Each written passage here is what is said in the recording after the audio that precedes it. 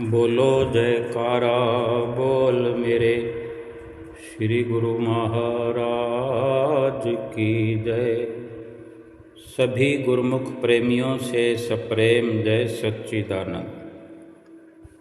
वंदो चरण सरोज गुरु मुद मंगल आगार। जेहि सेवत नर होत हैं भव सागर से पार। गुरु जी के सुमिरन मात्र से नाशत विघ्न अनंत। तासे सर्वारंभ में ध्यावत हैं सब संत। तासे सर्वारंभ में ध्यावत हैं सब संत। इंसान जब इस दुनिया में आया बिना वस्त्रों के आया और बड़ा कमजोर बन करके आया। और ये भी निश्चित है कि जिस वक़्त इंसान इस दुनिया से जाएगा बिना वस्त्रों के जाएगा, कमजोर दुर्बल निर्बल होकर के जाएगा। जब यहाँ आया बिना रुपयों पैसों के आया। इंसान के पास कोई धन दौलत नहीं थी जब इस दुनिया में आया। कोई धन पदार्थ लेकर नहीं आया, खाली हाथ इस दुनिया में इंसान आया है।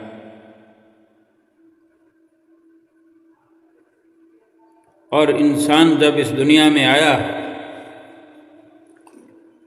छोटे शिशु के रूप में आया है, नग्न आया है और इस दुनिया में रहकर चाहे जो भी रुतबा हासिल किया, चाहे कितनी बुलंदियों को छुआ, चाहे कितना अपने अंदर ताकत का अनुभव किया, कितना धन दौलत कमाया,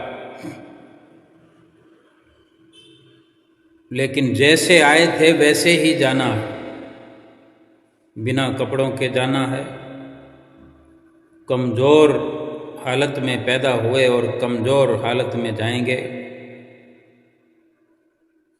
बिना धन पदार्थ के यहाँ से जाना होगा। जिस तरह जन्म लेने पर, जन्म होने पर इंसान को किसी और ने स्नान कराया, वो पहला स्नान जो खुद न कर सका, दूसरों ने इस शरीर को धो दिया, स्नान करा दिया। ऐसे ही आखिरी स्नान भी कोई और ही इंसान के शरीर को, हमारे शरीर को धो करके, जिसका स्नान नाम दिया जाता है, कोई और ही स्नान करा करके हमें यहाँ से शरीर रूप में विदा करेगा शमशान के लिए। जब यहाँ आए थे इस दुनिया में, हम हर इंसान जब इस दुनिया में आया, इस दुनिया के लिए अनजान था, किसी को जानता नहीं था, किसी को पहचानता नहीं था, अनजान बनकर आया था। और आखिर में यहाँ से जाते वक्त अनजान होकर ही रह जाएंगे, अनजान होकर ही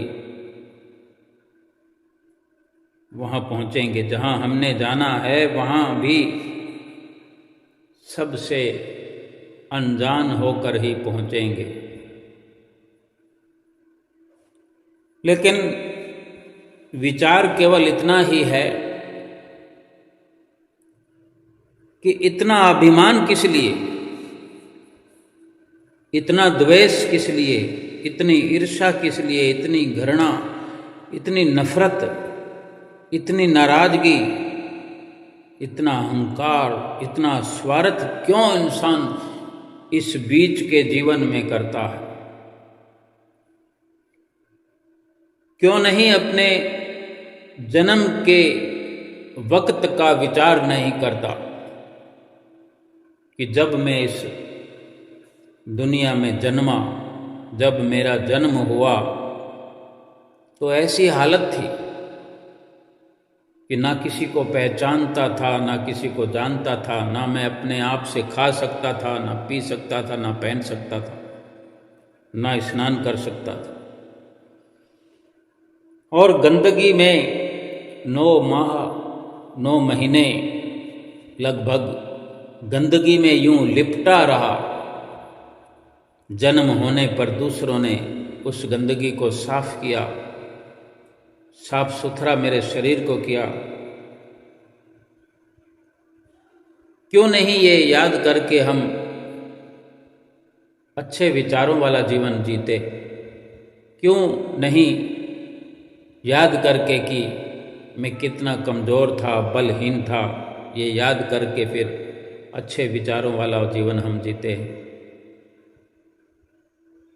क्यों वो सब भुला करके हम अहंकार वाला जीवन जी रहे हैं, नफरत वाला जीवन जी रहे हैं, हर एक से घृणा करते हैं, ईर्ष्या करते हैं, बात बात में नाराजगियां जाहिर करते हैं?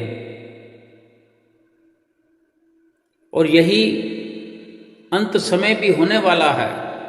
जो बचपन में हुआ, जो जन्म लेते समय हुआ, वो मरते वक्त भी होने वाला है। वो भी हम याद अगर करें, याद करते रहा करें, याद किया करें, मृत्यु को याद किया करें, मृत्यु के वो क्षण याद किया करें, जन्म को याद किया करें, जन्म के वो क्षण याद किया करें। हमें खुद अपना याद नहीं तो हम सुनते तो हैं, या दूसरों को हम अपनी बड़ी अवस्था में, समझदारी में दूसरों को जन्म लेता हुआ तो देखते हैं, जन्म की अवस्था को समझते हैं कि कैसे जन्म की अवस्था दूसरों की होती है, वैसी ही हमारी रही होगी। और हम ये याद करके, विचार करके, हमारे पास पृथ्वी जो है, जमीन जो है, इस पर जो हमें रहने का अवसर मिला है, बड़ी बड़ी अपार कृपा, दया भगवान की हुई है, जो हमें इस जमीन पर, इस धरा पर रहने के लिए सुनहरी अवसर मिला है। ये इस धरती पर रहने का समय हमारे पास सीमित है। कोई यहाँ युगों युगांतरों तक रहने का अवसर हमें नहीं मिला है, एक सीमित समय मिला है। और हम इसे बेकार में बर्बाद कर रहे हैं, किसी से नफरत करके, किसी से घृणा करके, किसी से नाराज होकर के, मतलब परस्ती में, ईर्ष्या द्वेष में, अहंकार में। क्योंकि जो हमारे पास रुतबा है, हमारे पास धन दौलत है, अच्छी पोशाकें पहनने के लिए हैं, अच्छी सूझबूझ है, ये हम समझते हैं कि हम समझदार हैं। लेकिन कोई और भी हमें समझदार कहे, ऐसा विचार भी तो करना चाहिए, ऐसा कार्य भी करना चाहिए। कोई और भी हमें समझदार कहे, और जिसने यहाँ भेजा है मूल रूप से, तो ये विचारधारा हमारी होनी चाहिए, ये विचार हमने करना चाहिए कि जिसने भेजा है, क्या वो भी हमें समझदार समझ रहा है? हम यहाँ से जैसी भी हालत में जाएंगे, चाहे जैसी हालत में आए हैं, नग्न आए हैं, नग्न ही चले जाएंगे, कमज़ोर आए हैं, कमज़ोर ही रह जाएंगे। जैसे भी जीवन व्यतीत करें, क्या यहाँ से जाने पर भी जिसने हमें भेजा है वो हमें समझदार कहेगा? परमपिता परमेश्वर हमें समझदार कहकर खुशी मनाएगा कि तुम दुनिया में रह कर के अच्छा जीवन व्यतीत करके आए? कोई प्रसन्नता जाहिर करेगा?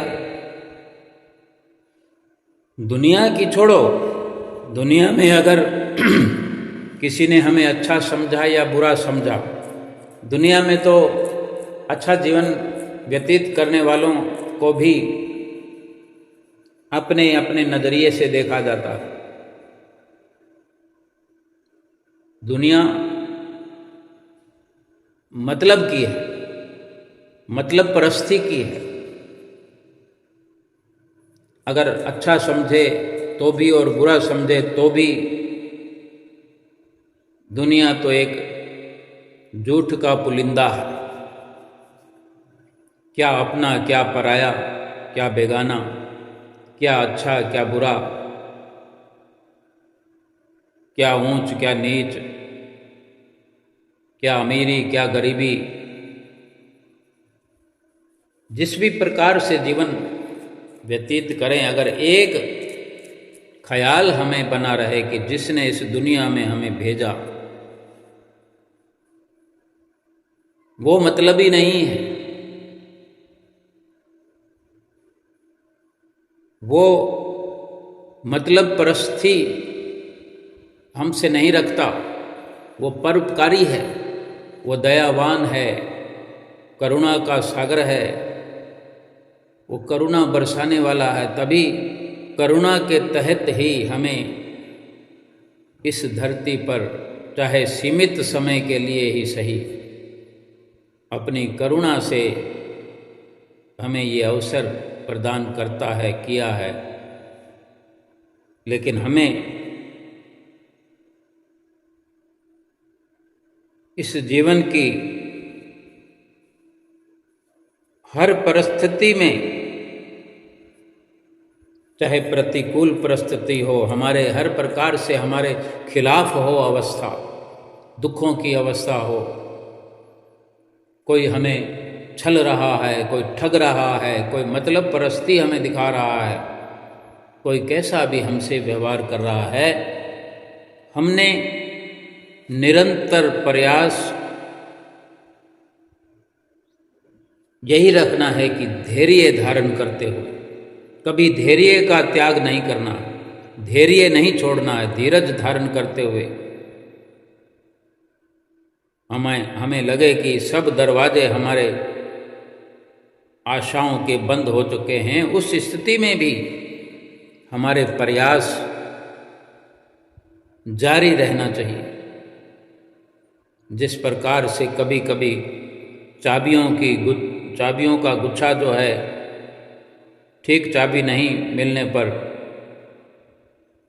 चाबियों के गुच्छे से प्रयास करते हुए किसी एक आखिरी चाबी से भी ताला खुल जाता है, उस प्रकार अंतिम क्षणों में भी पूरी लगन के साथ किया गया प्रयास हमारी बाजी पलट सकता है। जीवन भर नित्य निरंतर प्रयास यही करना है कि परमात्मा हम पे प्रसन्न रहे इस जीवन में भी, और जीवन समाप्ति पर भी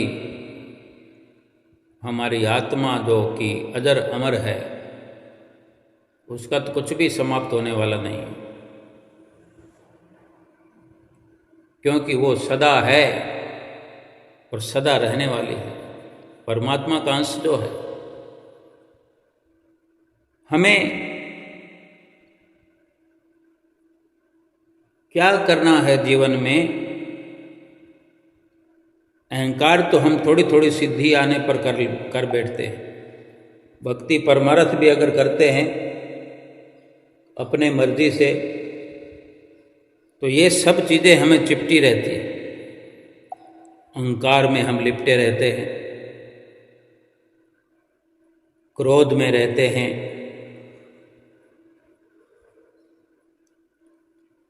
वास्तव में जब तक संतों महापुरुषों की शरण नहीं मिलती तब तक न हमारा अहंकार समाप्त होता है, न मतलब परस्ती बंद होती है, न ईर्ष्या, न द्वेष, न क्रोध। इनके वशीभूत होकर के अगर हम अच्छाई पर भी चलते हैं तो कोई लाभ नहीं होता। फरीद साहब का नाम सबने सुना होगा। कहते हैं फरीद साहब जी की माता ने बचपन से ही अपने बच्चे को भक्ति के मार्ग पर लगाए रखा। काफ़ी समय फरीद साहब ने जंगल में पेड़ के नीचे बैठकर तपस्या की। तो एक दिन गर्मी का समय था, पेड़ के नीचे बैठे ही थे तो पक्षी भी गर्मी में पेड़ की ओट में आकर के विश्राम करते हैं। तो कुछ चिड़ियाएँ उसी वृक्ष के ऊपर बैठी थी और शोर मचा रही थी। फरीद जी जो कि पेड़ के नीचे बैठकर तपस्या कर रहे थे कई समय से, तो उस दिन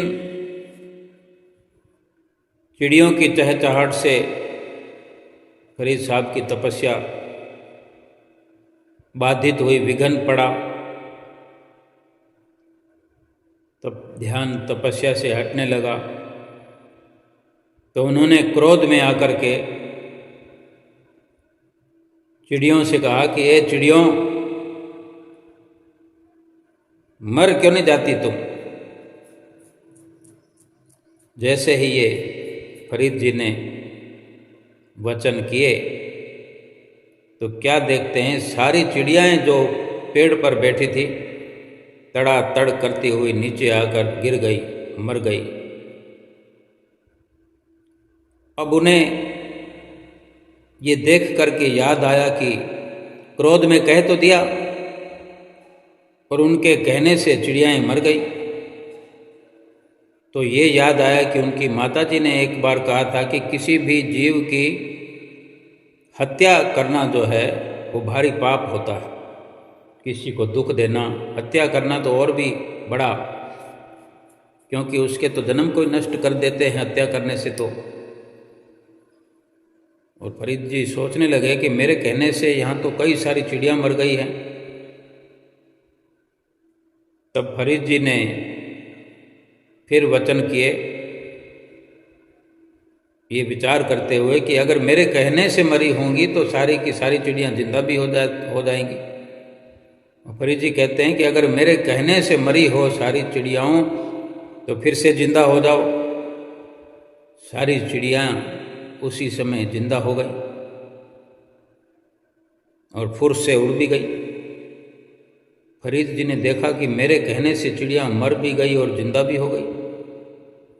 तो फिर एक नया विचार उनके अंदर आया कि अब मेरी तो भक्ति पूरी हो गई, मेरे कहने से चिड़िया मर गई, मेरे कहने से जिंदा हो गई, तो मेरे में तो भरपूर शक्ति आ गई है भक्ति की। और फरीद जी जब उनको लगा कि मेरी तपस्या पूर्ण हो गई तो खुशी में फरीद जी उठ खड़े हुए और चल दिए। चलते चलते रास्ते में उनकी नज़र एक माता पर पड़ी, एक स्त्री पर पड़ी जो कुएं में से पानी निकाल रही थी। और फरीद जी चूँकि प्यासे थे, चलते चलते वहाँ पहुँचे जहाँ वो माई कुएं से पानी निकाल रही थी। तो फरीद जी ने वहाँ माई से जाकर कहा कि ये माई, ये माता, थोड़ा पानी पिला दीजिए।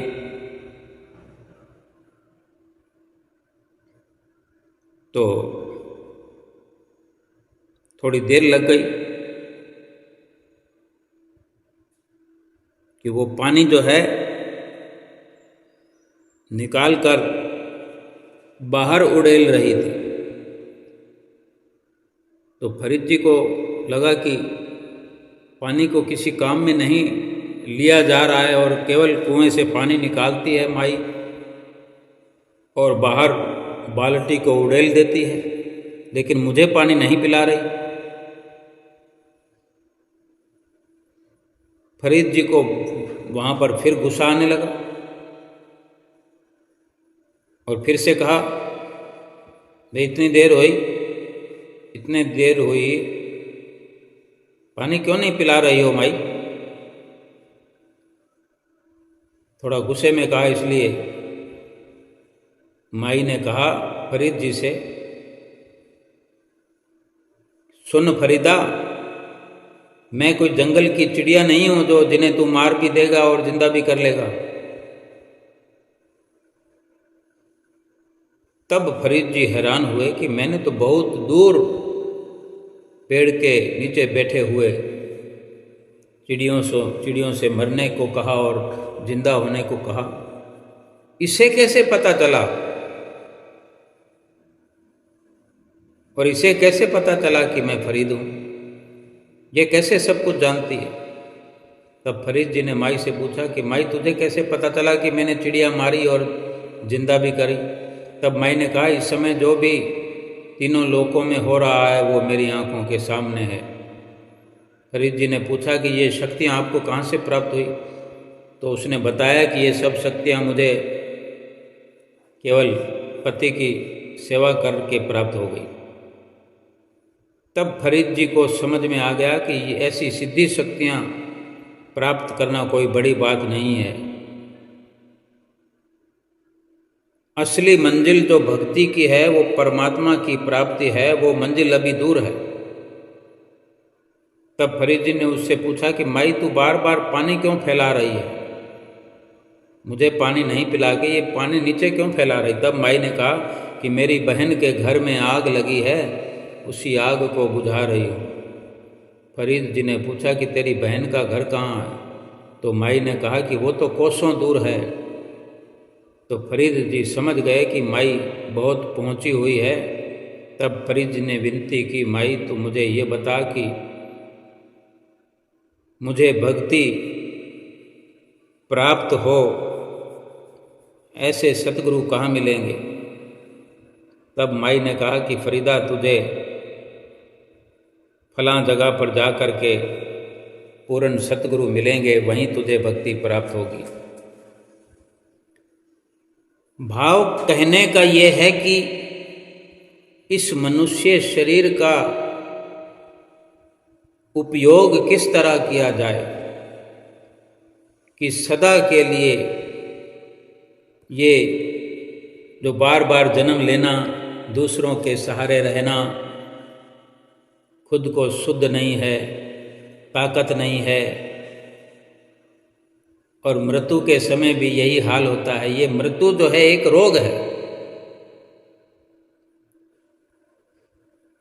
बार बार मृत्यु को प्राप्त होना, फिर बार बार जन्म लेना, ये जन्म होना भी मृत्यु कई मौतों के बराबर है। केवल जन्म से पहले जो नरक धारण करना पड़ता है माता के गर्भ में, इससे बड़ा नरक और क्या हो सकता है? थोड़ी सी गंदगी शरीर पर हमारे लग जाती है तो हम पानी से धोते हैं, साबुन से धोते हैं, कितना वहम करते हैं, कितना संशय होता है। और गर्भ धारण किए हुए शिशु को जाने कितनी गंदगियों के अंदर रहना पड़ता है। गंदगी को टच नहीं करना बल्कि गंदगी के अंदर ही रहना है इतने माह तक। एक बार विचार तो करके देखें कि कोई अगर बार बार जन्म लेता, चाहे इंसान हो चाहे जानवर हो, गर्भ तो सबको धारण करना पड़ता है। समय कम या ज़्यादा हो सकता है, लेकिन गर्भ धारण करना कितना एक मुश्किल है, हर किसी के लिए दुखद है। इस मनुष्य शरीर का उपयोग करना आ जाए, इस समय का सदुपयोग करना आ जाए, सदा के लिए इस जन्म और मरण के दुख से ऊपर उठा जा सके, छुटकारा मिल सके। इसका जवाब तो फिर यही है कि एक गुरु मिल जाए, जिंदा गुरु, जो वास्तव में हमें समझता हो और समझा सकता हो, कुछ बता सकता हो, हमें आईना दिखा सकता हो। उसी की संगत में रहकर ये संभव होता है और वही हमें रास्ता बता सकते हैं। और हम विचारवान हैं गुरुमुख प्रेमी कि हमें ऐसे सतगुरु, परिपूर्ण सतगुरु मिले हुए हैं। नाम दान दे करके, शब्द की बख्शिश करके, सच्चे नाम से, सच्चे नाम के रहस्यों से हमें परिचित कराते रहते हैं। और इसी सच्ची भक्ति के द्वारा हमारी अंतर आत्मा ऊपर की ओर उठाने का हर वक्त इशारा करते हैं। जो हमें ये सुमरन दिया जाता है, श्वास श्वास सुमरन करने के लिए हिदायत की जाती है, ये आत्मा अंदर ही अंदर ऊपर उठती हुई आध्यात्मिक मंडलों में पहुंचती है, यानी अपने सचखंड में, अपने असली घर में, निज घर में पहुंचती है।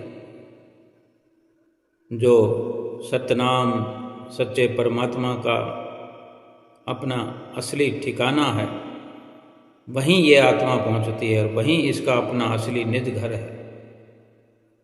मनुष्य जन्म का वास्तविक उद्देश्य तो ये परम गति प्राप्त करना ही है। यही मनुष्य का कर्तव्य है, अधिकार है। लेकिन मनुष्य क्या कर रहा है? हम क्या कर रहे हैं इस दुनिया में आकर? जब से जन्म लेकर के आए हैं, मेरे तेरी में लगे हुए हैं, मैं मेरी में लगे हुए हैं, अहंकार को फलीभूत कर रहे हैं। काम, क्रोध, लोभ, मोह, अहंकार, इनकी जितनी भी सेना है, इन्हीं की सारी सेना के दबदबे में आए हुए हैं, इनके शिकंजे में कसे हुए हैं।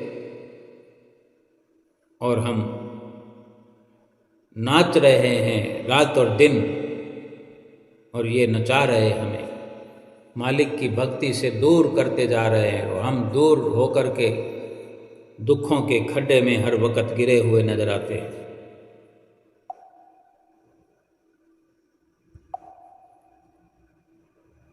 जो सुख हम प्राप्त कर रहे हैं, जिस सुख की लालसा में, जिस सुख की कामना में, जिस सुख की चाहत में हम प्रयास कर रहे हैं, उस सुख की कामना में, उस सुख की चाहत में हमने अपना असली सुकून समाप्त कर दिया है। असली खुशी, उस झूठी खुशी के कारण असली खुशी हमने कुर्बान कर दी है। हमने अपने जीवन को उन झूठे संसार पर कुर्बान कर दिया है, जबकि जो संसार के झूठे सामानों, झूठे रिश्ते नातों, झूठे सुखों को कुर्बान करना था सच्चे सुख की प्राप्ति करने में। जो हमें सतगुरु हमें हमारा मकसद समझाते हैं, वो सुख, वो आनंद है अंदरूनी, अंतर आत्मा का आंतरिक आनंद, आंतरिक सुख, जो अंतर हृदय में महसूस किया जाता है। बार बार जो हमें अपनी सुरती को समेटने के लिए कहते हैं, ये सुख बाहर नहीं मिलता। जो सच्चा सुख है, जो वास्तविक सुख है, निज घर में पहुँचने वाला जो सुख है, ये कहीं बाहर नहीं मिलता। इसको खरीदा नहीं जा सकता। कोई भी इंसान सच्चा सुख चाहे, अपनी अंतर आत्मा की खुशी चाहे, और वो सोचे कि मैं किसी दुकान में, किसी मॉल में, किसी बाज़ार में जा कर के खरीद लाऊं, अधिक से अधिक खरीद लाऊं कि मेरे पास पैसा बहुत है, जल्दी से देखते ही देखते मैं प्राप्त कर लूं, मेरे पास रुतबा बहुत है, मुझे लाइन लगने की ज़रूरत नहीं। तो ये संभव नहीं है। ये जो अंदर का सुख है वो अमीर गरीब कोई भी प्राप्त कर सकता है, उसमें कोई लाइन लगने की ज़रूरत नहीं है, कोई रिश्वत की ज़रूरत नहीं है। अपने भीतर ही भीतर ये प्रयास करना है, और किसको कानो कान खबर भी नहीं होनी। किसी को कोई पता नहीं लगता कि कौन अपने भीतर क्या कर रहा है। सतगुरु हमें मिले हुए हैं, सतगुरु की शरण हमें आज बरसों हो गए सतगुरु की शरण प्राप्त हुए, बरसों हो गए नाम की बख्शिश हुए। लेकिन अभी भी अगर हमें सच्चा सुख नसीब नहीं हुआ, सच्ची शांति का हमने अनुभव नहीं किया, परिपूर्णता तो जब होनी होगी हो जाएगी।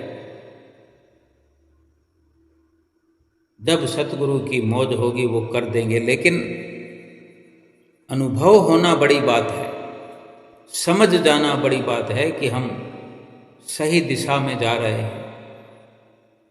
हम झूठी दुनिया से किनारा कर चुके हैं, झूठी दुनिया में रहकर ही झूठी दुनिया का अनुभव कर चुके हैं। ये समझ में आ जाए, ये बड़ी बात है। हमें अपनी जो चेतना है, जो हम रात और दिन संसार के नज़रिए को ही केवल समझते हैं कि यही हमारा मकसद है, यहाँ आकर के इस संसार की कार्रवाइयाँ करते हुए, संसार के अंदर तरक्की करते हुए, संसार के अंदर रुतबा बनाते हुए हमें यहाँ से जाना है, यही हमारी इस जीवन की उपलब्धि है। ये गलती है, ऐसा विचार करना गलत है। महापुरुष रात और दिन जो हमें समझाते हैं कि अपनी चेतना को, अपने ध्यान को, तसव्वुर को पूरे संसार से हटा लीजिए, समेट लीजिए। अब तक हमारी सुरती बिखरी हुई थी, मान लेते हैं, लेकिन अब हमने बाहर से चलकर भीतर का सफ़र करना। तो हमने अगर सफ़र करना है तो अपने सामान को तो बांधना पड़ेगा, सामान तो समेटना पड़ेगा। और सामान और कुछ नहीं, अपने भीतर हम क्या ले जा सकते हैं? अगर हमें अपनी सुरती को समेट कर अंदर ले जाना है तो केवल सुरती, केवल ध्यान ही अंदर जा सकता है, कोई सामान अंदर नहीं जा सकता। अपनी सुरती को समेट कर हम अपने अंदर ले जाएं, अंदर की दुनिया का एहसास करें। वहाँ जो सुख है, वहाँ जो आराम है,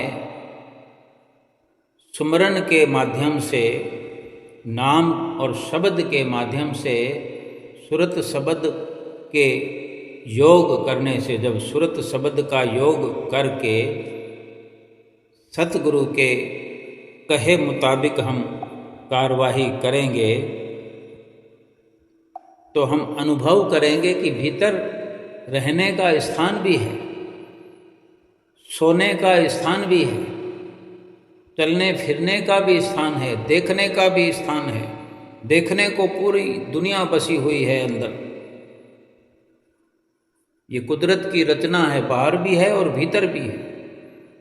भीतर सूक्ष्म रूप में है, जैसे हम अपना मकान बनवाते हैं। मकान बनवाने से पहले हम नक्शा बनाते हैं, उसकी लोकेशन पता करने के लिए हम किसी को कह सकते हैं बना हुआ मकान हो जैसे, तो हम उसी मकान की लोकेशन हम 7 समुंदर पार बैठे हुए बंदे को भेज देते हैं कि भाई हमारा मकान यहाँ है।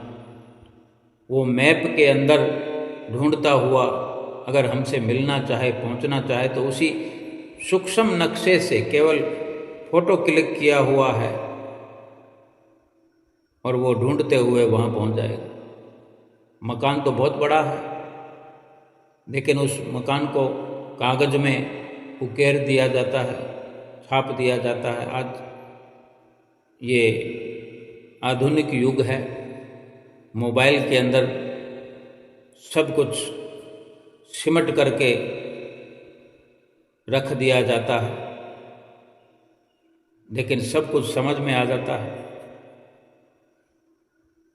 ये सूक्ष्म तौर पर महापुरुष जो है हमें रास्ता भी बताते हैं, तरीका भी बताते हैं, और हमारे भीतर वो सब जो बाहर जिक्र करते हैं कि ऐसा करने से बैकुंठ पहुंच जाते हैं, ऐसा करने से सचखंड पहुंच जाते हैं, ऐसा करने से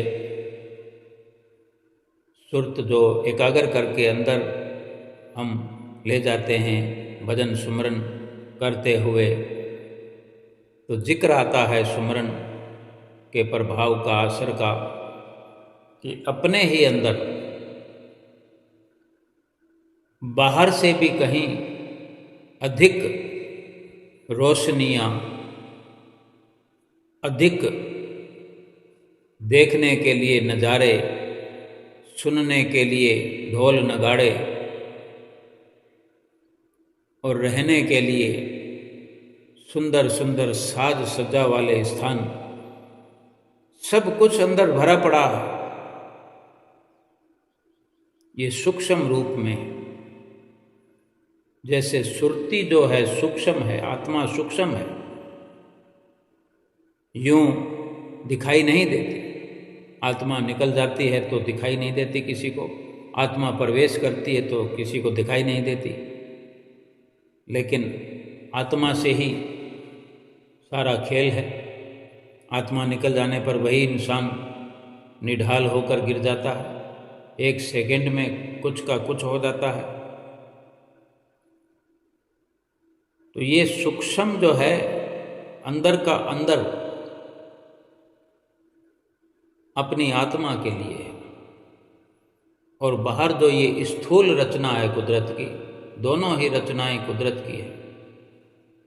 ये स्थूल रचना शरीर के लिए, शरीर के गुजर बसर के लिए, शरीर के खान पान पहरान के लिए, व्यवहार के लिए। बाहर का जितना भी आडंबर है ये शरीर, इसमें कार्य व्यवहार करते हुए मकसद अगर इसका एक ही हो जाए कि मेरा असली मकसद तो आत्मा को आध्यात्मिक स्तर पर सफ़र करवा करके परमात्मा के निज घर में पहुंचाना है। ये संसार, ये दुनिया जो स्थूल रूप से बड़ी बड़ी नज़र आती है, ये काम निकालने के लिए, अपना काम बनाने के लिए, कि शरीर के माध्यम से वो सारी सुविधाएं हमें जुटानी है। अभी देखो, सतगुरु से अगर मिलना है तो शरीर के माध्यम से ही मिला जाएगा। आज श्री आनंदपुर में पहुंचना हो, श्री प्रयाग धाम में पहुंचना हो, श्री गुरु महाराज जी के दर्शन करना हो, श्री गुरु महाराज जी की छत्र छाया में कोई सेवा तलब करनी हो, तो शरीर के माध्यम से ही पहुंचा जा सकता है। और सतगुरु से कुछ समझना है तो शरीर के माध्यम से, कानों के द्वारा सुना जा सकता है, आँखों के द्वारा देखा जा सकता है। शरीर की बड़ी भागीदारी है। ये शरीर चुन चुन करके आत्मा के लिए खुशहाली वाला रास्ता बना सकता है। जिनको गुरुमुख प्रेमियों को सतगुरु की संगत में रह करके ये समझ आ गई है, जो सतगुरु के कहने के मुताबिक चल पड़ा है, जो वो हर संभव प्रयास यही करता है कि जो सतगुरु की मौज हो वही मेरे लिए ठीक है, उचित है। संसार में सभी कुछ करता है, लेकिन उसका लक्ष्य जो है हर वक्त उसे याद रहता है कि मेरा असली लक्ष्य जो है वो प्रभु की प्राप्ति है, भक्ति की प्राप्ति है, सतगुरु की नज़दीकी ही मेरा लक्ष्य है। गुरुमुख प्रेमी श्री दरबार में चले आते हैं, न गर्मी देखते हैं, न सर्दी देखते हैं, न बरसात देखते हैं, घर से चल पड़ते हैं। एक ही आस लगी होती है और इसी विश्वास से कि मेरे सतगुरु ही सब कुछ करने वाले हैं। सतगुरु के दर्शन किए बहुत समय हो गया,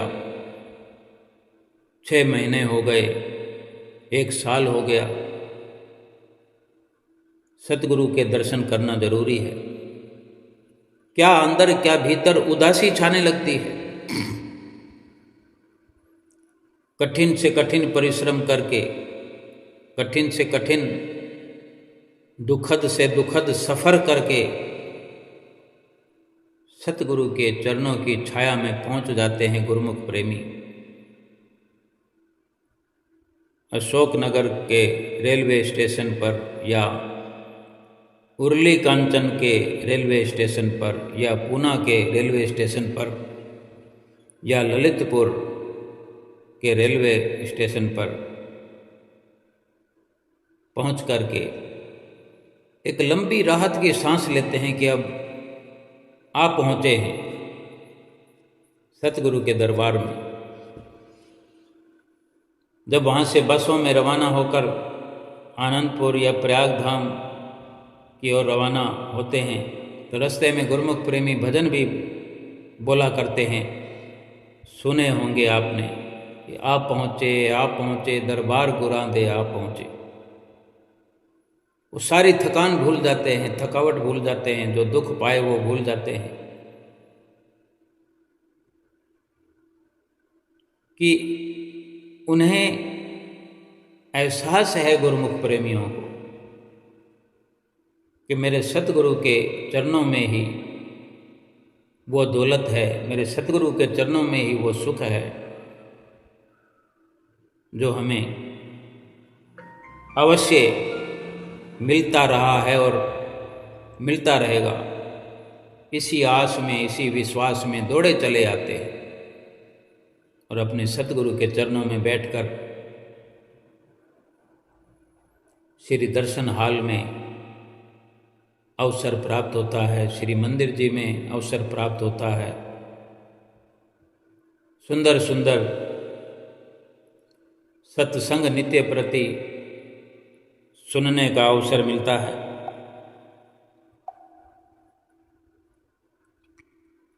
जितना भी इशारा होता है उसका मतलब यही होता है कि अपनी जीव आत्मा का हमें कल्याण करना, कोई और नहीं करेगा, हम ही को करना पड़ेगा। इस शरीर के माध्यम से